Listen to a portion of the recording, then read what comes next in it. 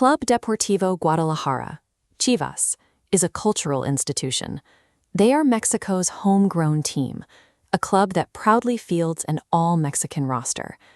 They entered the Clausura 2026 semifinals, carrying the massive expectations of one of the most passionate fan bases in the region. On the other side is Cruz Azul, La Máquina. After ending their historic 23-year title drought in 2021, they have been rebuilding their identity, arriving at this semifinal as an ambitious side hungry to return to the summit of Mexican football.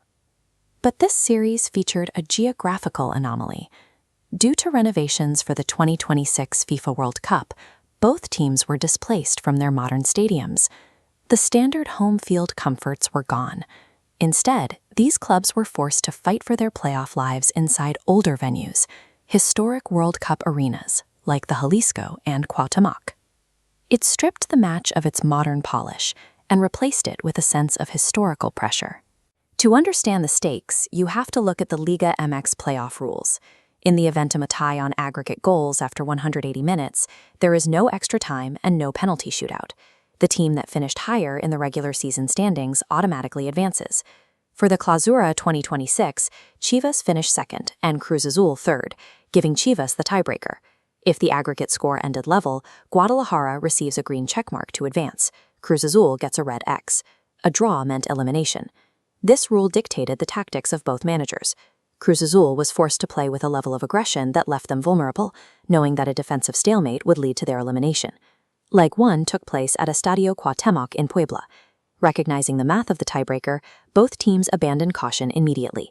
The game transformed into a high-speed exchange of offensive chances. Cruz Azul established an early lead, finding the net through a long-range strike from Brian Gonzalez and a clinical penalty conversion from Christian Ibere. But Chivas matched them. They utilized composed sequences inside the box, answering with 2 goals of their own, including a textbook header from Ángel Sepúlveda to secure a 2-2 draw. Cruz Azul survived the initial 90 minutes, but the draw meant the status quo remained. They entered the second leg at Estadio Jalisco still technically behind due to the standings rule. The second leg at Jalisco began with a shock. Just 5 minutes in, Cruz Azul's Jeremy Marquez pounced on a defensive clearance and scored, momentarily putting La Máquina ahead on aggregate. The response was almost instant. In the 7th minute, Chivas' Omar Govea unleashed a low, right-footed rocket from distance, resetting the aggregate to 3-3. Halftime statistics showed exactly 50% possession and identical shot metrics, a perfectly balanced match. In the second half, lacking creator Efraín Alvarez, Chivas shifted shape. They dropped into a defensive block, content to run the clock, knowing a 1-1 draw would advance them. The breakthrough came in the 65th minute. Agustín Palavecino took a speculative shot from outside the area. The ball took a deflection off a Chivas defender, altering the trajectory and looping past the goalkeeper.